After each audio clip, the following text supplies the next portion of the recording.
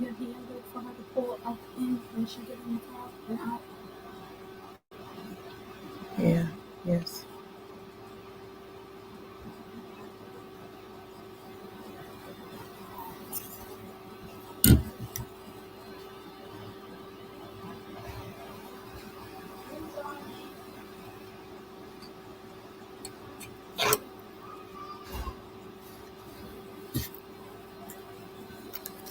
Blessings, blessings, blessings.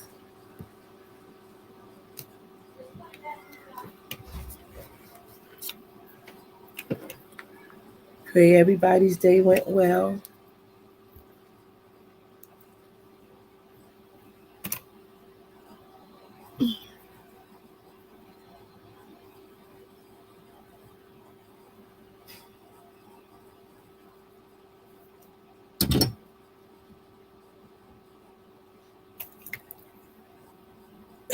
Pray everybody's day went well. It's been a long day, yet a productive day, and still yet a frustrating day. But we're alive and able to talk about it, right? We are alive and able to talk about it. And somebody who thought they were going to have that opportunity is not here. And so we are grateful that even in our frustration, God continues to show up yet another day. So I'm excited. We came on earlier today doing what God told us to do. Prayerfully, there will be some fruits to that labor for the coming weeks. Hello, everybody. I'm here. I'm just braiding. Hope you had a good day today. That's my bestie, the bestest one in the whole wide world. We are always here together doing this. And so, some of you that I see on here now were on here earlier today when we were talking about leadership. Thank you again. Thank you again for joining in with us and hearing what God has to say to us at this hour for so many different things. We're trying to build up self-esteem, and at the same time, we're trying to, be our brother and our sister's keeper and love on others as Christ has loved on us. So last week, we started talking about the topic, I am so broken. I am so broken. And we can look at that in the natural, we can look at that in the spiritual. Blessings, Pastor. Um, we look in the natural and we look in the spirit. We talk about being broken. And even as we were on earlier today, talking about leading while empty, um, we have to realize that we all have a cross that we have to bear, and we have to bear it at different times through different things. But it doesn't change the fact that we still need one another. It doesn't change the fact that we still have emotions that we deal with. It doesn't change the fact that that human side of us that God has created within us still responds to different things. And so we have to learn how to deal with both the natural and the spiritual man. And so when we're talking about being broken, last week when we were talking, we were coming pretty much from a point of being hurt, being let down, being a feeling of being crushed. Uh, uh, also, um, just fragmented. The word that we used a lot last week was ruptured, because that's the word that stood out to me. Just ruptured, exploding all over the place. There's a PCU over here, PCU over there, PCU down the street, PCU around the corner. Different things that have happened have left you fragmented. You not realizing that each time you went through that next thing, that you had left a piece of you at the last part of what happened. Being broken, being crushed, being ruptured. Um, so me, I do definitions. I'll give you the definitions that I gave last week about broken: reduced to fragments, ruptured, torn, not functioning properly, incomplete, weakened in strength or spirit, not intact, disunited. That's just where I'm gonna start. I have more definitions, but that's just where I'm going to start. Reduced to fragments, ruptured, torn, not functioning properly, incomplete, weakened in strength and spirit, not functioning properly. Many of us, blessings, Apostle Polio, many of us are not functioning properly. Many of us are um, going through life, and things have happened, and we've tried to be that bigger person or that strong person. I'm not going to let them know that how they're getting to me. I'm not going to let them see what's going on. And then we get behind closed doors, and we are really like literally ruptured, just all over the place. We're in our room, we're with ourselves, and we began to process or reprocess the day that we've had. And it just leaves us feeling some kind of way, for lack of better wording. For some of us, it would leave us feeling depressed. It would leave us feeling punked. It would leave us feeling hopeless. It would leave us feeling like we're alone.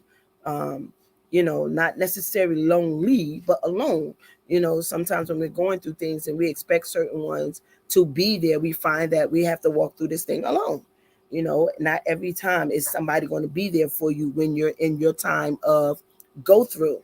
So you have to understand that. And so being broken puts you in a very sensitive place. A lot of people don't acknowledge that aspect of it, but being broken makes you very sensitive and vulnerable to a lot of things, people, and places.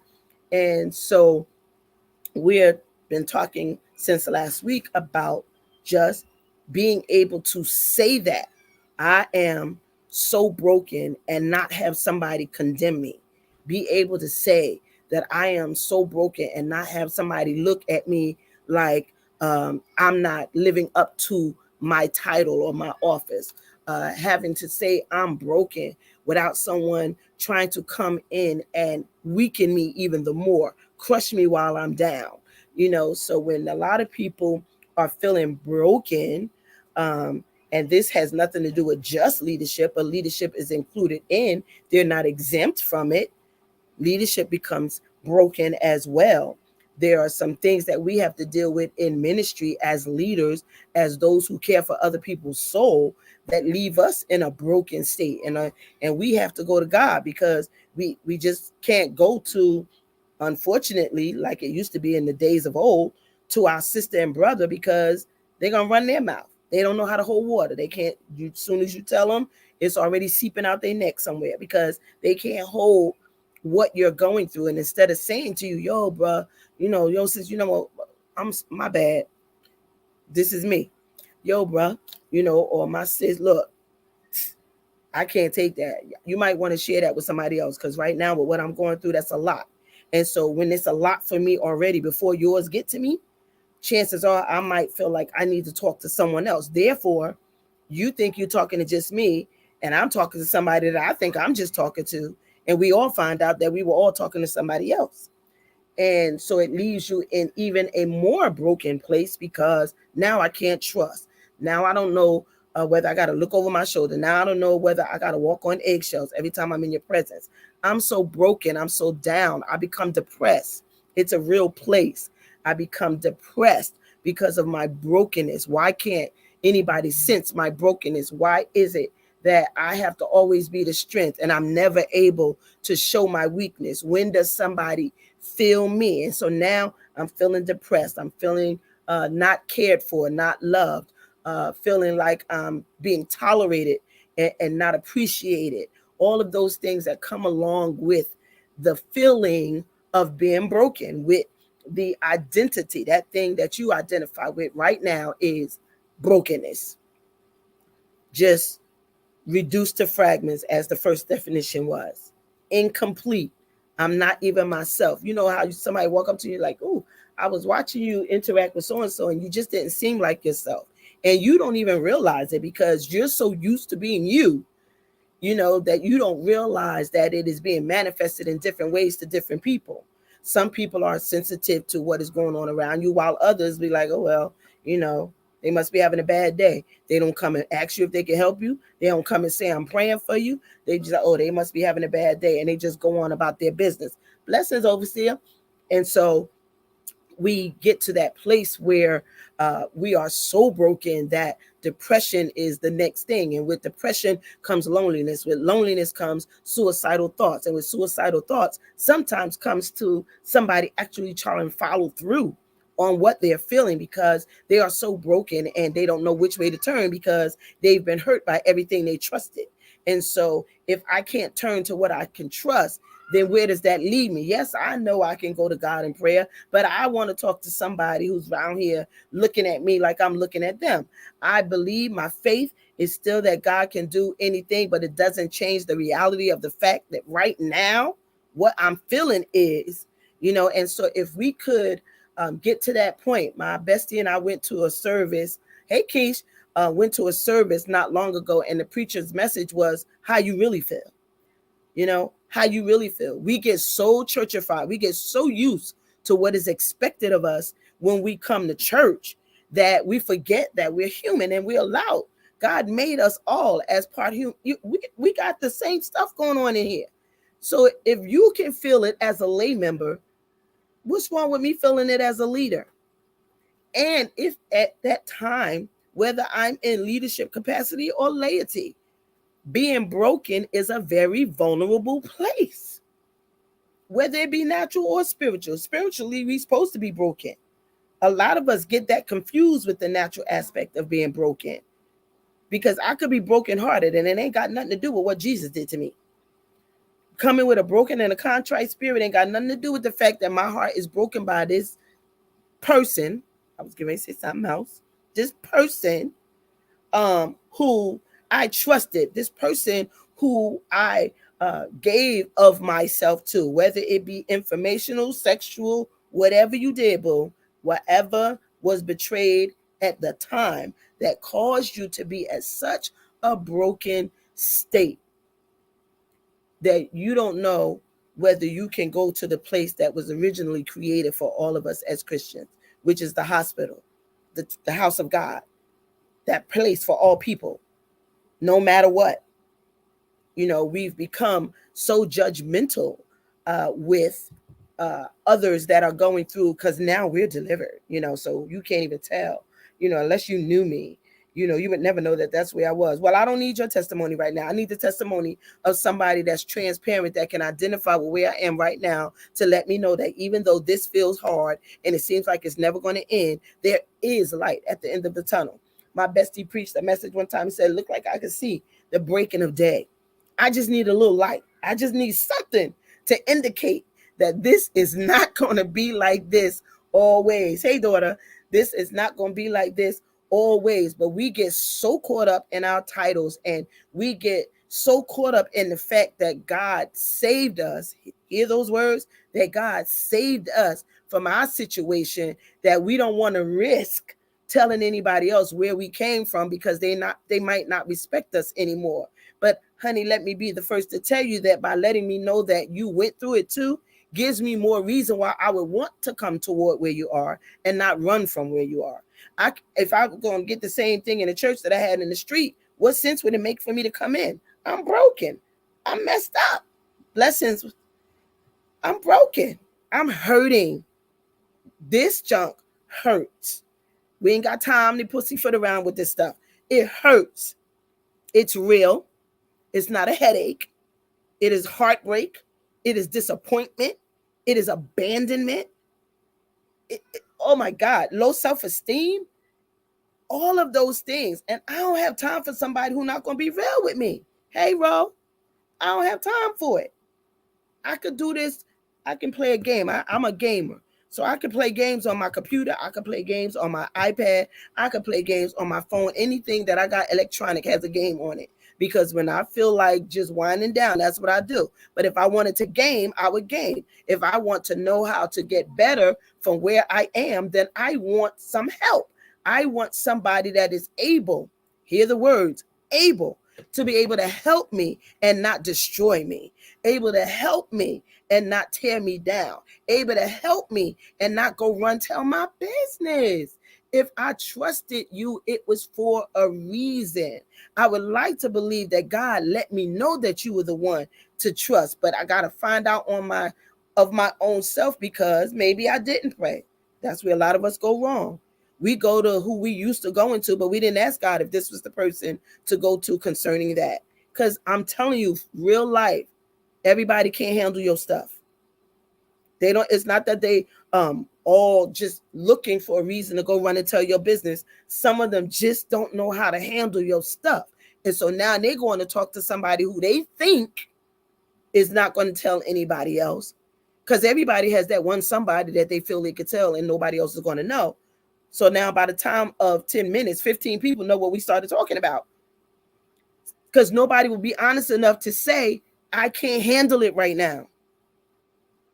I really wish I could, and I know you came to me because you believe in what I know or in who I am, but I have to be honest and tell you, you know what? I am going through so much right now that I dare not make you feel like I can handle this on my own. Now, the difference between me and most people is, even if I'm going to go tell somebody, I tell you, hey, that's a lot for me to bear right now.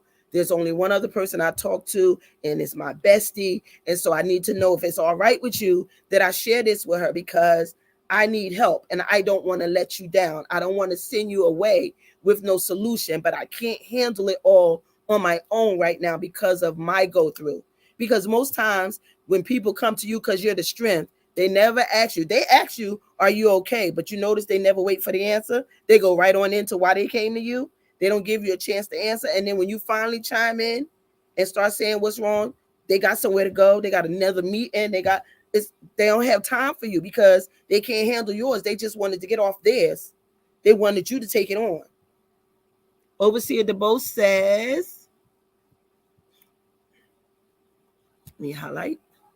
You must pay attention who you connect with, because if you're not healed, you will attract more hurt. I'm telling you. And it's not just in these I can't even say boy girl, because everybody having relations now, but not in these mates, like where you looking to marry and stuff. Even in friend to friend, you have to be careful with who you call friend. You have to be careful with who you connect with. Some people are connecting with you just to keep you down. Some people are connecting with you because they can't understand why you still here after the trap I set for you. There are some people that have been assigned to your life just to keep you on your knees.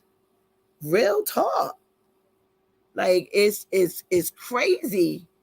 It's crazy, because you thinking these people really came to see about you. No, boo. They came to say, oh wow, you still alive? Yeah, that's what they really coming around to see. You still alive? Yes, I'm alive, boo. Guess what? Because that grave you dug for me is waiting for you. I've been waiting all this time to lift that dirt up off me and give you the flower you put down on my grave, because it was just an intermission. God gave me some time to rest because I was just that broken. And he knew that if he didn't send healing immediately, I was going to die in it, or you were going to die because of what you did. Sometimes God protects us from ourselves. I'm so broken. I am so tired of being here. That's what a few people are saying, and nobody's listening. We don't listen until we hear that they're in crisis because they tried to take their life, or they were in an accident because they weren't paying attention, or they dazed off, or whatever happened that caused harm to come to their bodies, because I'm so broken and I don't get why these people who say they love me don't see where I am. It's not like I'm not with you all the time. I could see if you only saw me every few months or whatever, but we seeing each other like every other day, if not at least every Sunday. We in church together. Like, what's up with that? With all that Jesus we got, and all that shouting and speaking in tongues and laying on of hands that we do week to week in churches, nobody figuring it out. Everybody just, that was good. We had good church. Let's go home. Pastor Jessica told us we was drug addicts. I got offended. She called me a drug addict. She didn't say it to me personally, so watch out before you come for her. She didn't say that, oh, Apostle, I think you're a drug addict. She told all of us. All of us. Yeah, it was a message. All of us. She called us drug addicts. Yes, she did. Jessica Lawrence. Pastor Jessica Lawrence. She on here right now. She called us drug addicts. You know why? Because she was right. We come back for a good fix. We come on Sunday. Those of us who mean God all the way can always go back to what happened on Sunday and see where we can find ourselves. And then there are those who come on Sunday because they are guaranteed to have a fix. God always show up in their church. They always have a good time. So you come for the fix so that for a moment you can be free of everything that's going on, and then you leave and your week is hellified. Then you come back on Sunday again and say, oh man, that was good. I need another fix, but this time I need you to add some more. No. It is time for us to be healed. And the only way that we are truly going to be healed is if we're honest enough to say that we're broken. Like, it's okay to let people know that you are not perfect. It is okay to let people know that even though you are their strength, at times you feel weak, right, overseer? And they still don't get free week after week. And we toiling, we sweating, got to put clothes in the cleaner sooner than we was going to because of working, makeup on our stuff. And then you come back next Sunday and it's like we never did the work. The devil be. It's time out for that. It's time out for that. Yes, I am broken. I need help. I need help. Church junkies, I got you. You're right, Pastor Rivera. Pastor Jessica says, trying to catch all y'all comments, we can't be delivered or healed because we are in denial. We first have to admit we need help. That's one thing Apostle Wyatt taught us when she did the classes on the 7 emotions and dealing with things that are wrong with us. A lot of us, this is what I'm saying. This is exactly what I'm saying, Pastor Jessica, especially to the leaders. We have been drugged, brainwashed. I don't care what the right word is that you want to put for that, because I might be saying it wrong and I don't want you to get offended. But what I'm really saying is that we programmed so long that Jesus will fix it that we forgot that we now have access to some solutions. That worked way back when our parents didn't know anything other than what they were taught, because their parents didn't know anything other than what they were taught. But now we're in a day where you have access. That word, you have access to more information than you can hold. There is no reason why we have to spend 4 weeks on you.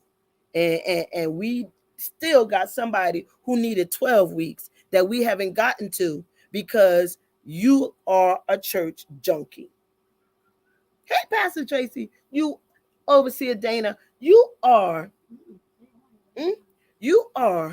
a church junkie. You just, like, you wearing us out. And I had to get to the place. I've been in the hospital too many times from taking on the faults and the pains and the agonies of other people, only for them never to be there now that I'm in need of it. And I just refuse to die trying to help somebody else live, and they don't never act like they want to get up. I offered you a cane. I offered you a walker. I even brought the wheelchair to your bed. What's the problem? What's the problem? Because for everything that we have to help you up, you got a reason why you can't get down. I'm just trying to understand. Blessings, Pastor Tracy. I was trying to highlight the last thing Overseer DeBose said. One must be true to themselves and accept you need help. I'm broken. And I'm telling you, I will tell you when I'm broken. I ain't got time for it. I've been told by those that covered me at one time that I'm too transparent. I don't know what that is. I don't know what that is, because I was always that person. Did you go through it? And if they said no, I'm sorry, how you helping me? And you never been there before? And then I had an epiphany or revelation, if you might say, because I say to other people, those who question whether we as single leaders know how to counsel those who are married if we're single. First one, I was married for 10 good years and I learned the lesson. How about that? Secondly, Paul, who you go by and train your marriages on, was never married, and yet you're still using his scripture. So miss me with it. All I'm saying is there are some broken people. Earlier today, I was on here talking about leaders who are leading while empty. And I can't wait till my bestie come with that part. But what I'm saying is we have been trained to hide how we feel. How can you be healed by something you don't accept? Bae, let me tell you something. See, I said boo so much. I said bae this time because y'all say she go always saying boo. Bae, I'm just saying. Yesterday, you was on Mount Everest. Today, you in Lodabar. I need to know if there's a diagnosis that you didn't make us aware of. You know, because we're finding out now, truthfully speaking, that the church is full of people with mental illnesses. They really are. And I'm not playing. I'm not coming against. I'm talking about truth. We are finding out that the church is full of those living with mental illness. Why are they living with mental illness? Because nobody back then wanted to acknowledge the fact that their child had something wrong with them. Everybody was just hyper. No. Or the parents didn't give medicine because they had too much pride. They didn't want nobody to know that something was wrong with their child. Now we got bitter saints because somebody overlooked them at a time when they needed them most. I can only go by what I know, you know, and when my mom was in her latter stages of dementia, I went through a lot of changes, having to look at my mom, who was the epitome of faith. She was my testimony. She was the reason why I came back after they pronounced me dead. Faith within, refusing to give in to death. My mom was that. And to hear in her latter days, when she was having her lucid moments, telling me who did what to her and how they handled her and how raw she was when they got finished. And these weren't sinners. These were church people, some family. And you still, here I am, the apostle. I'm still here living. So guess what I got to do? Still love and forgive, have mercy and grace, because I want God to keep extending it to me. So I'm not asking you to do anything that I don't have to do as God's apostle. What I'm saying to you is, it's no longer an excuse. I was raped. I was molested. I was mishandled. And for years, I used that as a crutch for why I couldn't go further, for why I couldn't produce anything good, for why I wasn't reaching my fullest potential. But at what point do you get beyond that? How do you heal from something you won't let go of? Broken, just ruptured. That's what the definition said. Broken, reduced to fragments, ruptured, torn, not functioning properly, incomplete, weakened in strength and spirit, not intact. That's just a few. I'm coming to beat the rest, but I'm still dealing with those few up there. Mainly the ones who are not functioning properly and who are incomplete. You're incomplete because you're not ready to admit what is. And we can't help you until you get there. We can pray, we can have tarry service and 15 revivals. But if you haven't come to a place where your mind and your heart are with one accord and you're ready for the healing that you say you're asking for, then there's nothing that can be done. Because God's not even going to mess with you because you're at war within yourself. He's a gentleman. He's not going to do that. So that's what you're waiting for. We're in trouble. Tenacious said mental health is important, but we must break the silence that we're dealing with it instead of denying it. A lot of times seeing a therapist doesn't mean you're crazy. It just means you've come to the realization you need help and you're broken. Hello, period. I'm an advocate of therapy, and I love God, and I know that He has given me enough wisdom to do everything that I'm asked to do. But therapy works. You have your pastor who is supposed to be able to counsel you, whom you're supposed to be able to tell anything to. And then there are those times when just that isn't enough. You need that outside help. Baby, go to the therapist. That's why your insurance paid for it. There's nothing wrong with. I found the most peace because I always thought if you went to the therapist, that meant you was crazy. But it wasn't until things started happening to me in my life where I had no other choice but to go to a therapist. I found out in 30 minutes time that there was so much that I had held on to that I cried for the next 30 minutes. But it felt good talking to somebody who knew absolutely nothing about me, my church, or my family. That I could just say everything I felt. They didn't interrupt. They listened. Then when they knew I was done, they began to talk. And what I wasn't ready for, they didn't make me deal with in that day. Long story short, I'm still going to the therapist because I need my therapist so I can continue to deal with the church.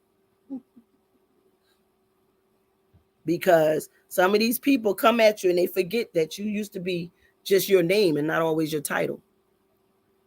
And sometimes you have to let people know enough is enough. I'm broken. I am jacked up. And what I don't have time for is somebody that's not trying to help me get better. I'm in a bad place right now. I keep on saying I, so y'all don't think I'm talking about y'all. Some of it is me and some of it is not. If you have discernment, you'll be able to figure it out. Just broken, crushed. That word again, not functioning properly. That. You ever had somebody you used to function in one way and then you come and you're around them and you're asking them to do some of the same things they normally do. And for some reason, they just keep on messing up or they keep on forgetting something. And you're like, what's wrong with you today? You're not yourself. No, they're not. They're feeling very incomplete because they're broken. And all they know to do is serve. So they don't know how to let you know that something is wrong. Because all they know they're supposed to be serving. They're supposed to be doing. So we get it on both ends, whether it be laity, whether it be leadership. You know, this is where we are. We're at an hour where he's really sooner to come than y'all think. Keep playing. He's sooner to come than you think. And it's time for us to get it together mentally, spiritually, naturally. We got to get it together, which means we got to deal with the whole me. This is why we're on here on Wednesdays doing Loving the Me I See. We want to deal with the whole me. I want you to deal with the me that nobody else really gets to see. I want you to deal with that low self-esteem, those abandonment issues, neglect, feeling, being raped and molested. All of the above I've suffered. It took a long time for me to be free enough to talk about it and not keep breaking down. And that's when I knew the healing was taking place. When I wasn't distraught every time I talked about it anymore.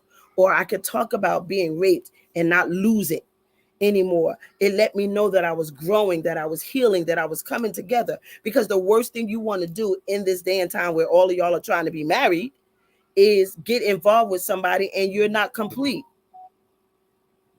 I don't want another half. I need another whole. I don't want to have to fix nothing. I want us to bring our whole selves together and enhance one another. I don't need nothing more broken than me. Because if I can't deal with me, how am I going to deal with me and you?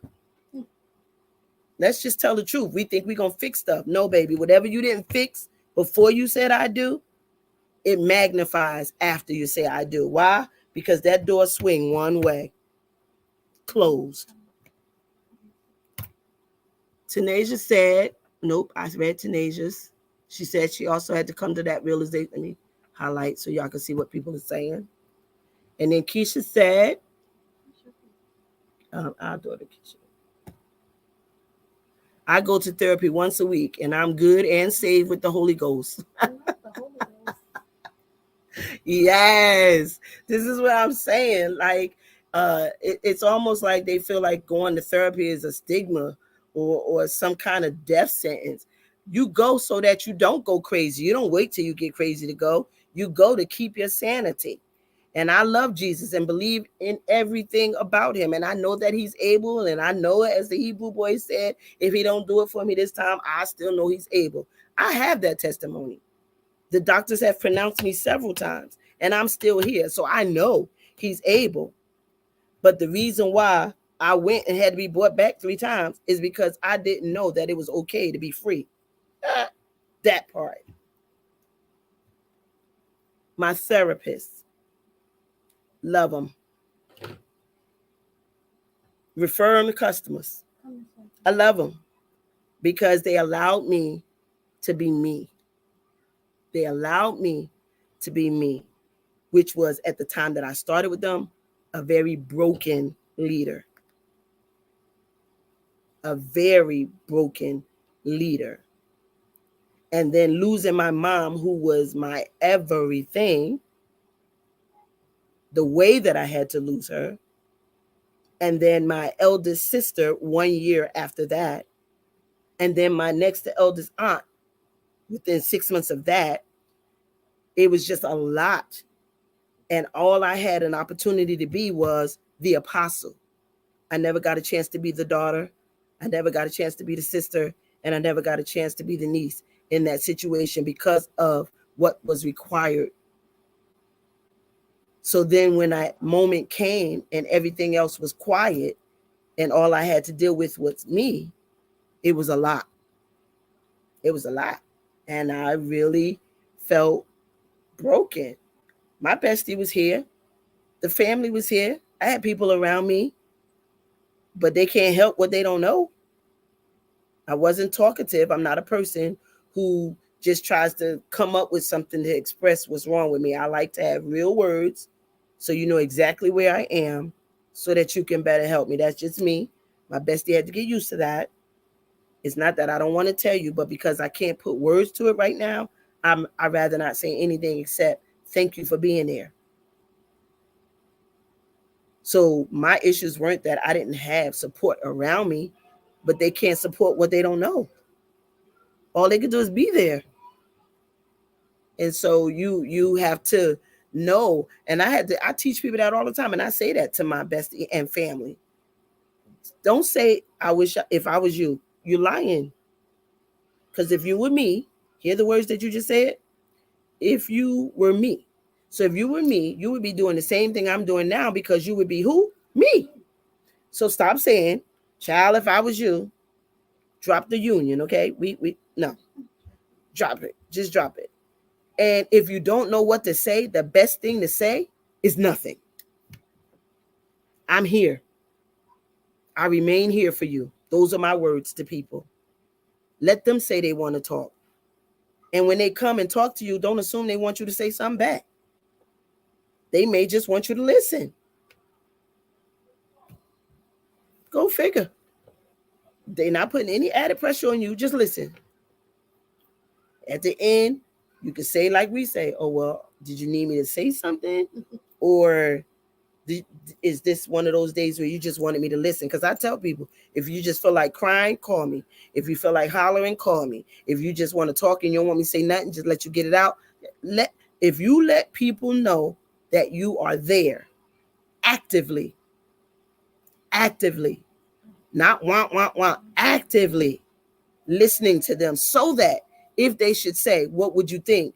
You can give a good response because you were actually listening and you heard them.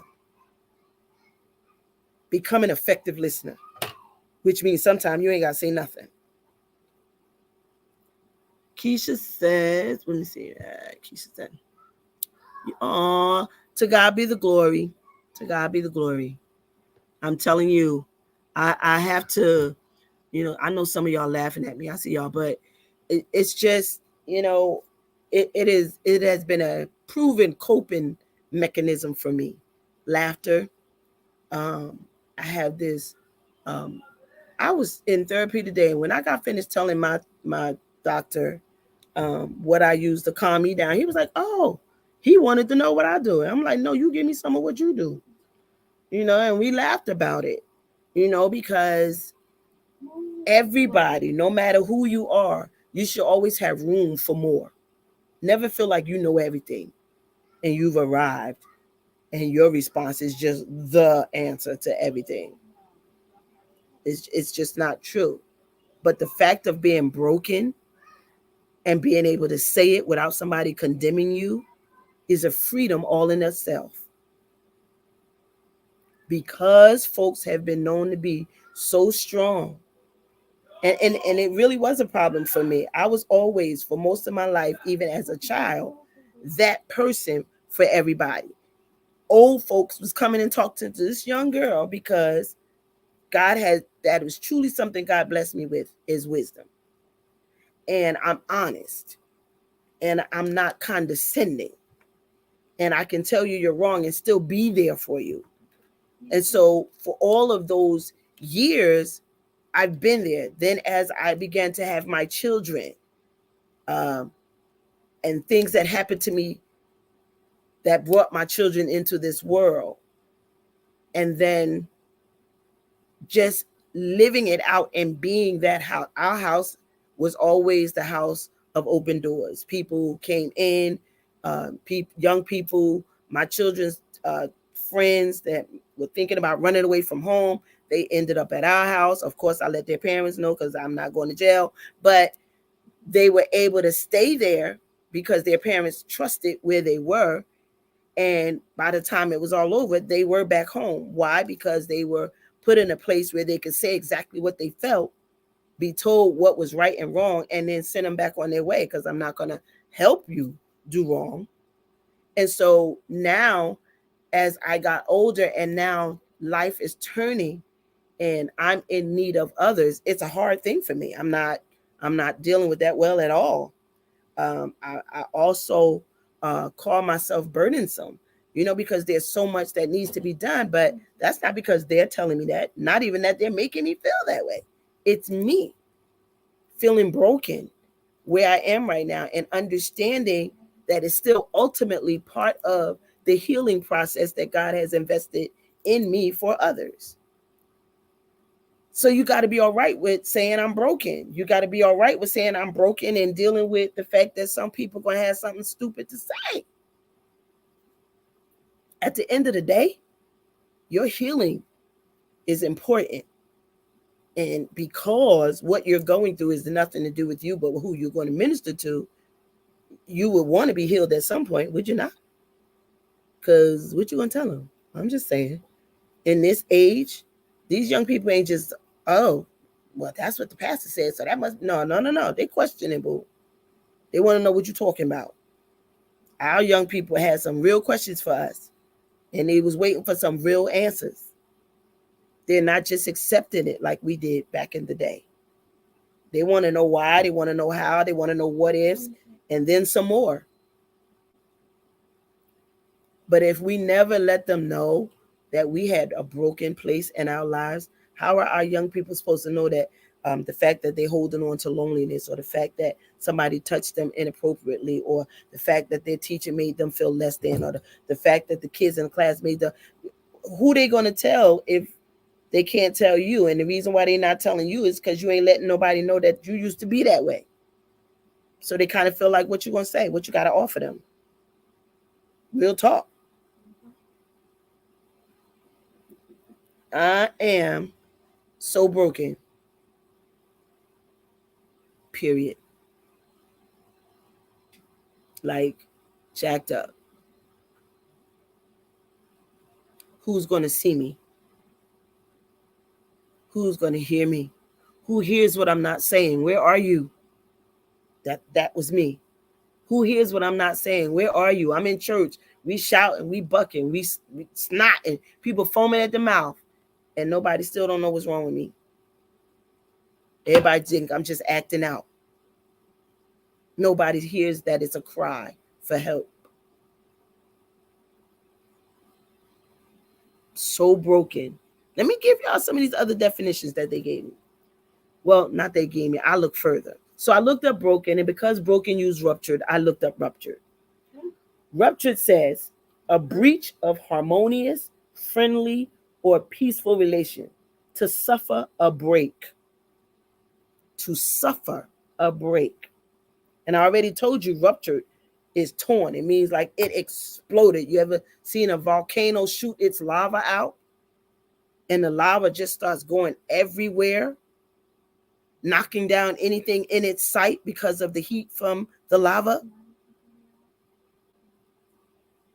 That's how some people are in the church.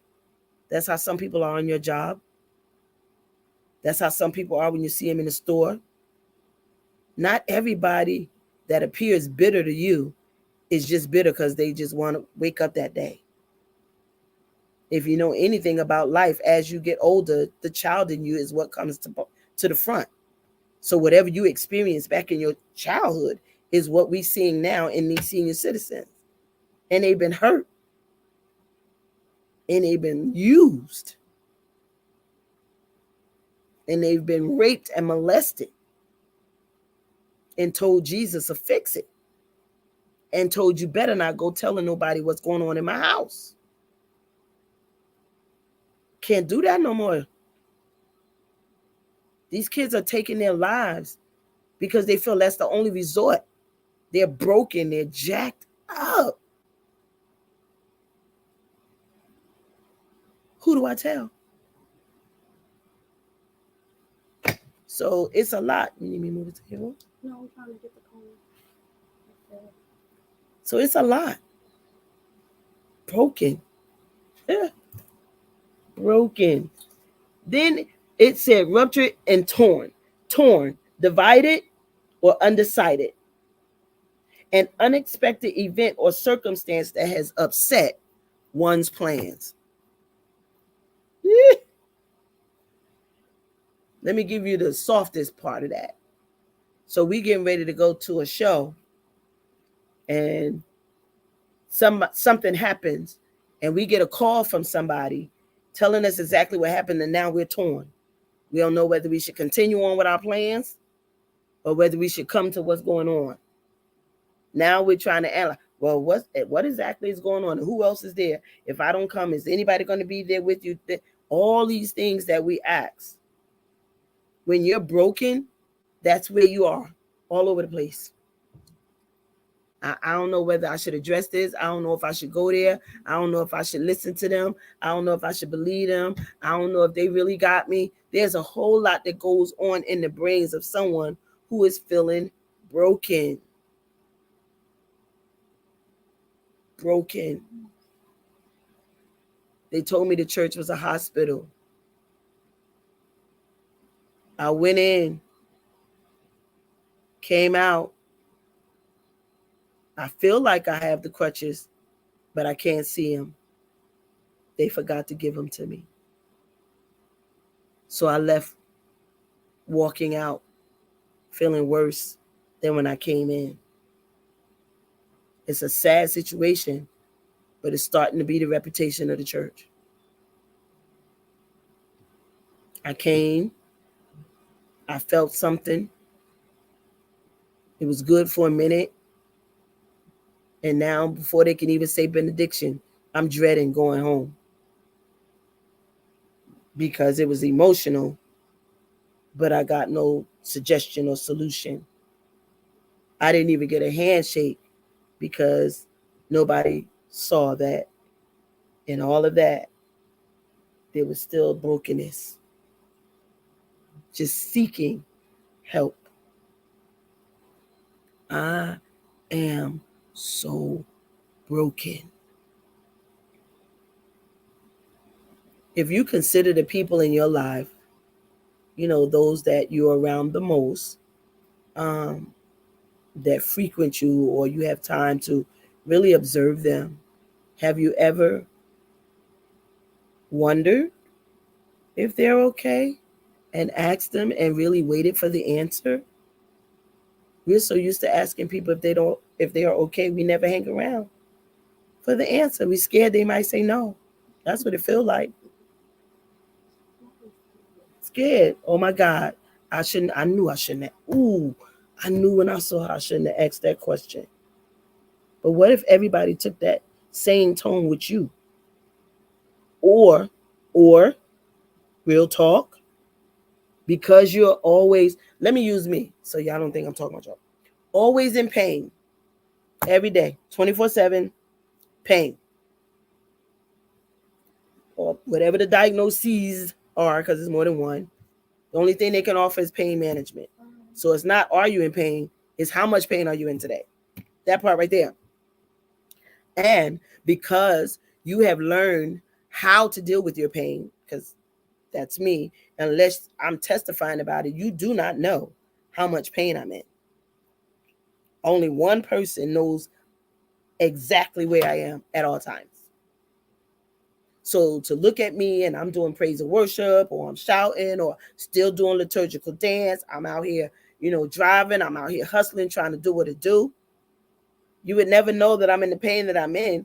So when I do testify about it, I'm watching faces that's like, oh, well, then how's she doing that? Or here we go again with that testimony. And I don't care how many times they say that and I hear it. It's my testimony. And every day that I can get up and look like it to you that there's nothing wrong, it's worth a testimony.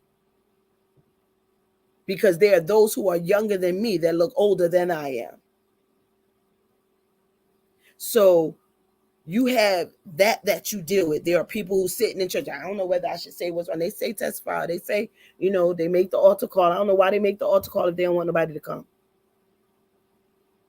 You made the altar call. Now you upset because so many people came. What's wrong?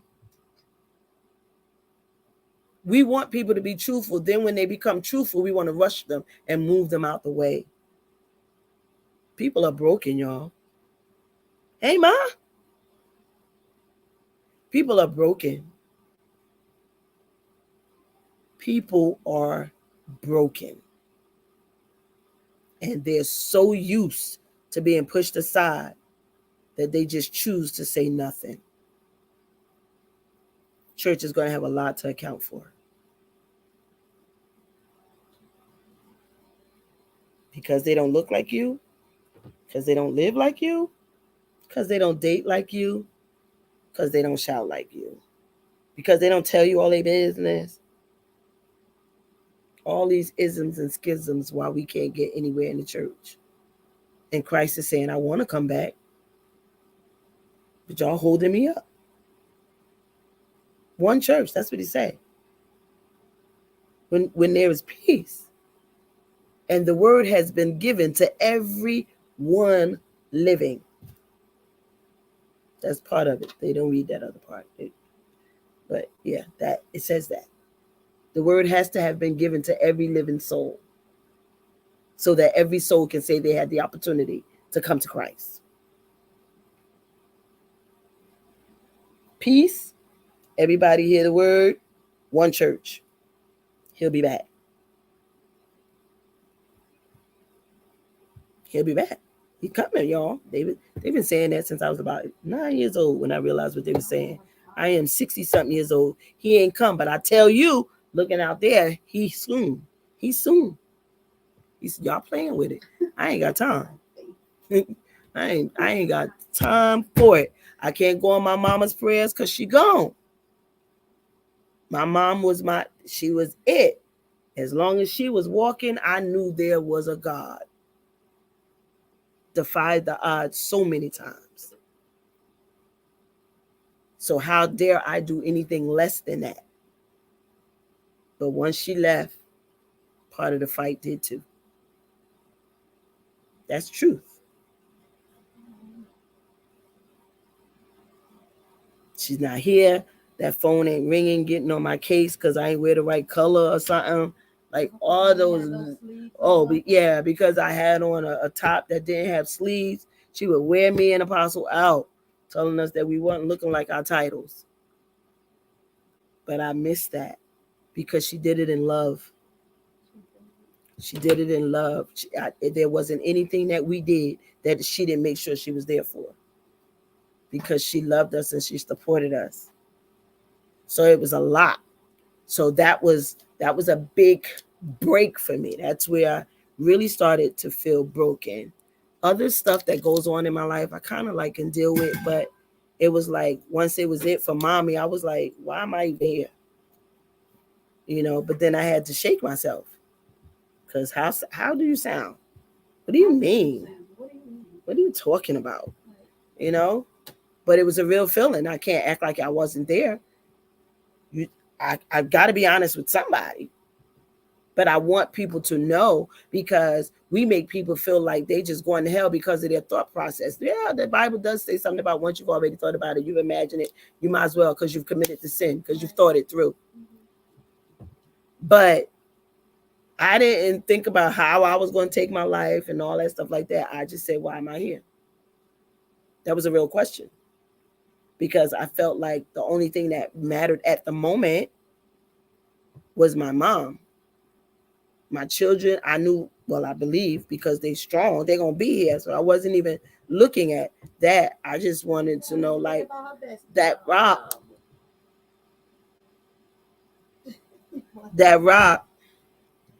was it. Like, you know, even when she worked my nerve, and she would say, I know I'm getting on your nerve. And I'm like, yeah, Ma, you kind of are. But I know that you mean it for our good. They say that because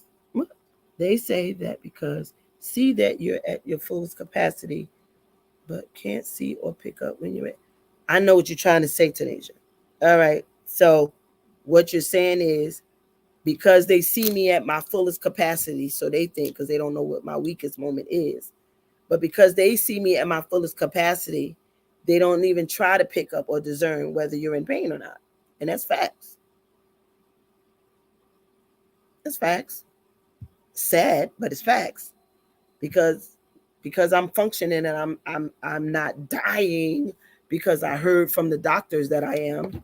You punishing me, you know, for having faith. That you but and then it just leaves you so broken. Like, if I can't tell my brother, the Bible says that we're supposed to be able to confess our faults. We're supposed to be able to talk to our brothers and sisters. We're supposed to be able to be there, be our brothers, sisters, and keepers. And unfortunately, in this hour, we are not doing our job, because people feel like ain't no sense in telling me, or ain't no sense in doing it. I got a mixture of family.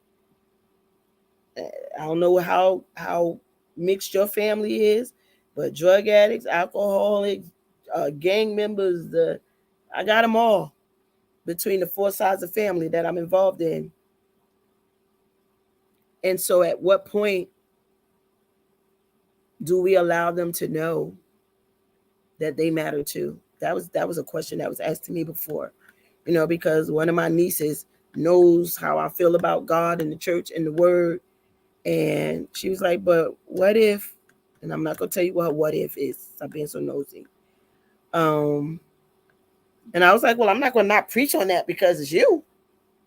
Like, you should know that, you know. And of course their response was, yeah, why? Because I was always transparent. I always allowed that person to feel like they could be whoever they were around me, because my love is not going to change. We have a requirement. Whether we like the lives that our people are living or not, we have a requirement, according to the word, to love them.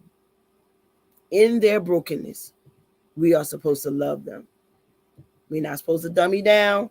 We're not supposed to get ridiculous, but we are supposed to love them. They should know that when they come to us, whether they like what we're saying or not, they know that it's for their good.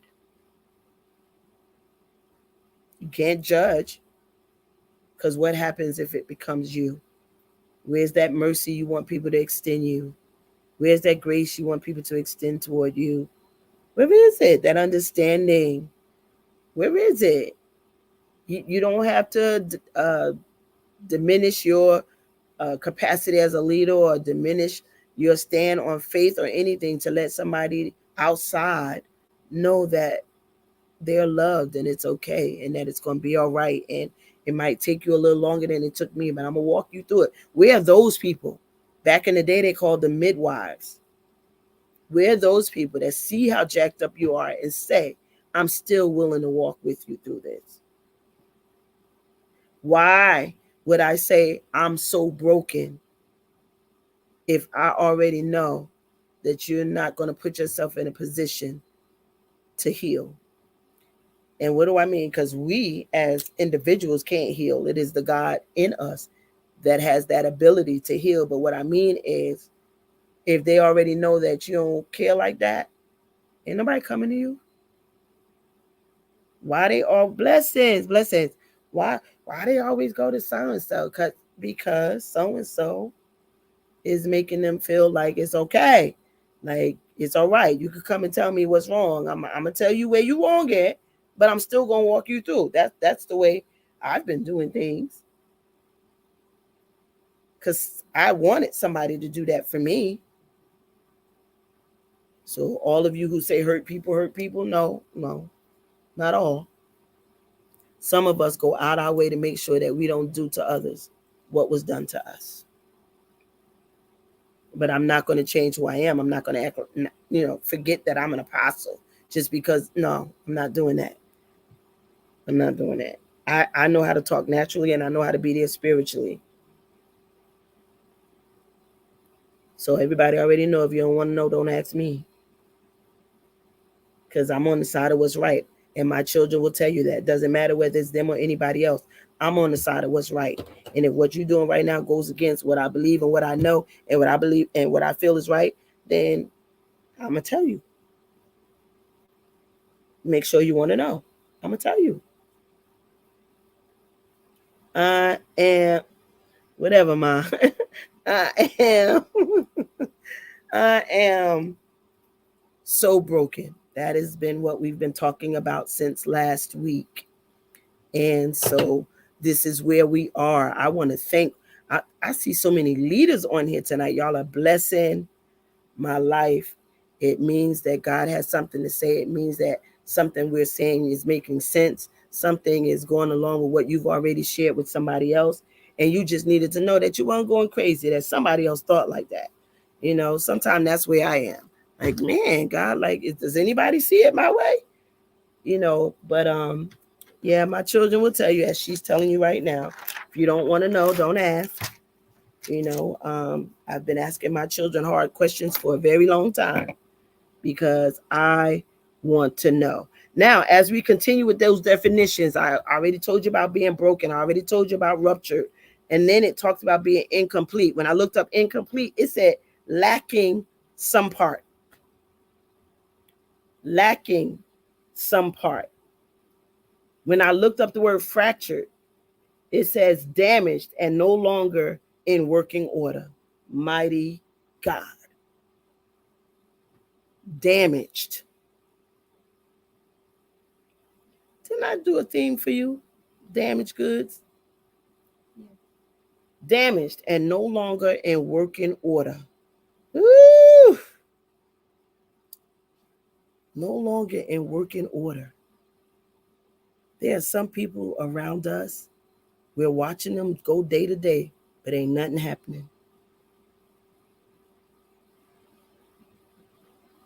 They're not doing anything but existing.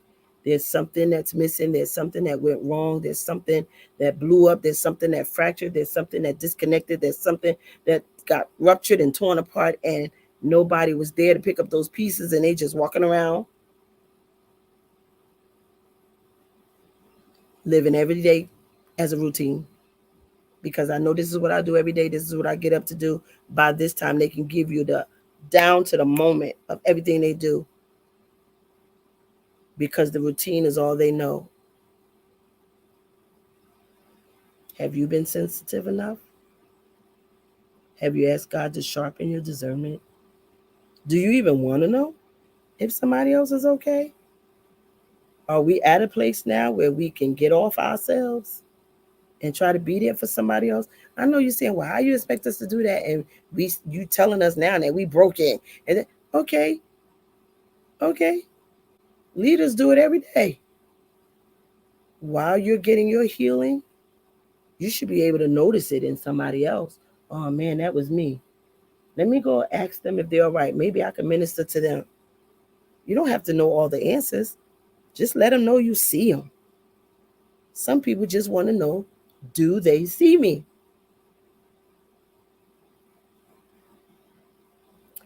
I'm going to get off. I think I've been on long enough. Twice in one day is a lot for me. But for those of you who are leaders who are still on here, earlier today we did a live, said leading while empty. You can go back and view that live, because God is trying to help us, and my bestie is working diligently on ways to help leaders be free, help leaders be rejuvenated, or at least just to exhale. And everybody wants you, but nobody wants to come. And so we have to get to that place where fellowship works both ways. We was talking about that, and here we are in Pennsylvania. We drive hours just to let somebody know we're there, and we're still looking for at least one person to do the same. It's not going to change who we are. It's not going to make us stop. But every now and then you be like, well, God, doesn't anybody think like us? Like maybe we should just drop on them and let them know that somebody thinking it about them, or we're just broken as a whole. Just broken. Everybody's scared the other one going to take. It's just too much. I am so broken. So we're going to end. I don't know if my bestie wants to say anything as we close. This is twice today. She's doing hair. She usually closes us out. To God be the glory. We're trying, sis, because it's a real place. But we're getting ready to say goodnight to you. Thank you for those of you, especially all you leaders who came on, those of you who not just came on, but you said something. We were able to use your comments to carry the conversation even further. Thank you so much. It's a real place. It means a lot when other leaders are there and you are talking with us and sharing with us. I would love for some of you leaders to come on as a guest. I don't have to do all of the talking. I don't want to do all of the talking, but you are welcome to come and be a guest. We're here every Wednesday, unless health or God says something different. We are here, and we're talking about ways of loving the me that we see. And when you're at a broken place, it's kind of hard to see you for who you really are because of your brokenness. It just overshadows everything, and it just looks like there's nothing going right or nothing is well with you. But in actuality, it is just a smoke screen, and we have just got to get to that place where we're willing to fight for ourselves. We're willing. When I say fight for ourselves, I'm not telling you to be selfish. I'm telling you to fight for your right to be free. Like don't just be satisfied with where you are. There is something better. There is more after this. I know people say it all the time, but I'm telling you, as I'm convincing myself, that there is more. It's got to be something better than this. We are not going through all of this for naught. God just wouldn't allow it. We are predestined and preordained people. So that means he already knew we would be here today. So that's who we are. Pastor Bougie Mark is speaking to you. You'll know it when you see the name. That's who I think you started seeing the seals on the podiums. We love you. Know that we believe in you. Know that we're praying for you. There's not a week that doesn't go by. We go back and we look at those who came on the live, and we're praying for people. We're thankful that you thought enough of us or saw something in us to listen, even those who sign on and sign back off so we don't know that you're here. We're just grateful that you think enough of us to, hang around and see what we got to say. However it needs to be done, it is all to the glory of God. Nothing of ourselves, but we are trying to help the kingdom get back to its wholeness. We're trying to help the kingdom get back to its togetherness. We're trying to help the kingdom to become the one that God is requesting for us to be. And we can only do that if we start somewhere. And that's by considering that somebody else might be in the same position as you, and they just wanted somebody to ask them if they're all right. But right now, I am broken. So we will see you on next week. If you would like to be a guest, if you feel like you have some encouraging words that you want to give to the people based on being broken, send me your email address. I will send you the invite.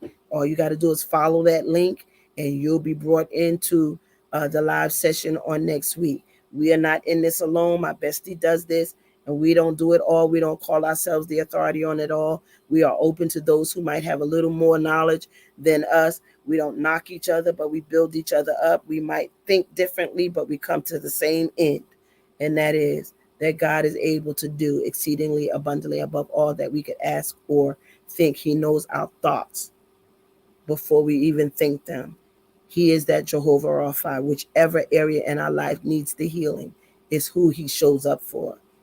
He is El Elyon. He is that strong and that mighty one. He is it. And so we want you to know that we believe in you and that we are thankful for you. I wanted to, let me see if I didn't lose it. God, I thought it was bugging. Psalm 34 and 18 says, the Lord is close to the brokenhearted and saves those who are crushed in spirit. There were many other scriptures that I saw tonight, but that one hung out with me. So I want you to remember that. Psalm 34 and 18 says, the Lord is close to the brokenhearted and saves those who are crushed in spirit. And so you can read that, you can look into that, but it deals with the total man.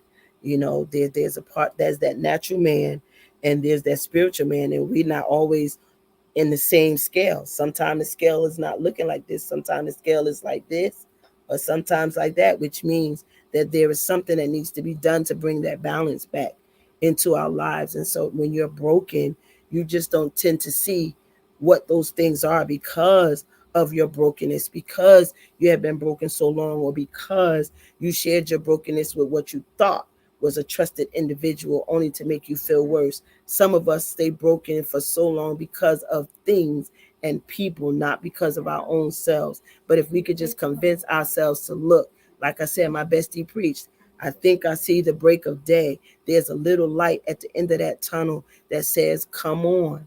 Before you were so low that you didn't see anything when you looked up. Now when you look up, you see a little light. It's not much, but it's a light. But what it says is you're not where you used to be. You might not be where you want to be, but you're definitely not where you were because you didn't see that light before. But that light symbolizes the fact that you're breaking through. You're coming out of it. You don't have to stay where you are. It's a choice. Your fight depends on your choice. If you choose to be there, then that's as far as you go. The fact that, oh, I did reach a point where I saw a light. But do you fight harder to not just see the light, but to come to the light? So there's something that we want you to think about, pray about, think about somebody else. Ask God to show you somebody or put somebody on your heart. Don't get in their business. Call them and say, I just wanted you to know that you were on my heart and I needed to know that you're okay. Or did you want us to pray? You don't have to know lengthy prayers. I keep telling y'all all the time, my bestie can pray a good 2 hours. 2 hours, Jesus. 15 minutes, I'm waiting to just hand her some tissue. Because I done said all I want to say. I done spoke in tongue. Me and God done had a conversation. I'm up and she like still going ham. You know, so you might not have that testimony. You might not be one who feels like you have the best of prayers. But the fact that you called somebody and said, I wanted to pray will mean more to them than you'll ever know.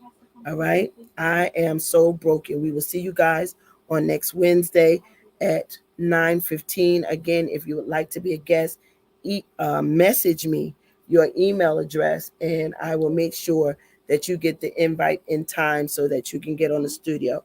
We believe in you and we trust that God is going to do everything that you need him to do in your life, no matter whether you believe in the God that I serve or you believe in a higher being. The fact of the matter is, I know that the God that I serve is well able to do whatever it is that you need for him to do. And we are praying to this living God that he would fix the wrong in your life, that he would heal you, that he would make you whole.